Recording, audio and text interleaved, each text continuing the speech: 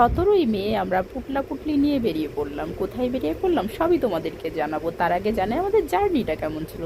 দেখো, মোটামুটি trekking bag পিঠে নিয়ে তো সব কুকড়ে গেছে। আর আমাদের ট্রেন ছিল ব্যান্ডেলে 3:17। তো আমরা এই গরমে যা হাঁসফাঁস করছিলাম, সবাই তো ঘেমে অস্থির, কতক্ষণে আমরা ট্রেনের এসি রুমে গিয়ে বসবো। কিন্তু দুর্ভাগ্য কপাল যে যে ট্রেনটা আমাদের টিকিট হয়েছিল, সেই ট্রেনে চাকার সঙ্গে ছিল এসির কানেকশান। মানে ট্রেনটা যত দ্রুত গতিতে চলবে এসিটা ততটা কুল হবে, আর না হলে ট্রেন থেমে গেলেই মোটামুটি এসি বন্ধ। তো মোটামুটি সমস্ত যাত্রীরাই খুব ভুগেছে এই ট্রেনে।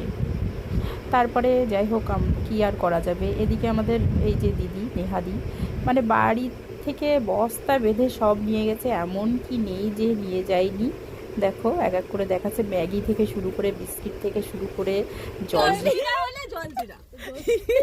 ট্রেনে বিক্রি করলে কিন্তু অনেক টাকা হতো। দাও, আমি যাচ্ছি বেচতে। চা লেলো, ম্যাগি লেলো।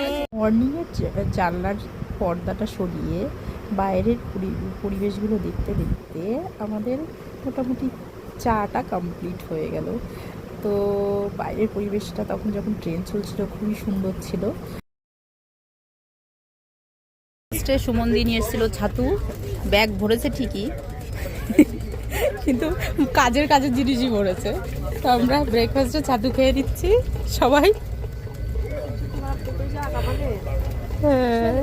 সবাই মিলে মস্তি করতে করতে আমাদের দিনগুলো কাটছিল। সবাই খুবই ভালো ছিল দিদিরা।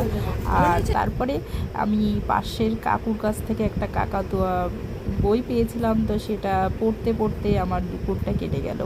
আর রাত হয়ে গেল, রাতে ডিনার সেরে ঘুমিয়ে ঠিক 3টে বাজে তখনই হরিদ্বার স্টেশনে ঢুকে আমি তো বিশাল এক্সাইটেড। তারপর ভোর 4টে নাগাদ ঋষিকেশ ঢুকে ট্রেন, আর আমাদের গন্তব্যের এটাই লাস্ট স্টপেজ ছিল। সবাই ক্লান্ত, দেখো অবস্থা, সব কিভাবে শুয়ে রেস্ট নিচ্ছে, তার গাড়ির জন্য ওয়েট করছিল। তারপরে গাড়ি চলে এসছে, এবার আমরা গাড়িতে উঠে গেছি। পরে গাড়িতে উঠে আমাদের শুরু যাত্রা আমাদের ড্রিম ডেস্টিনেশন।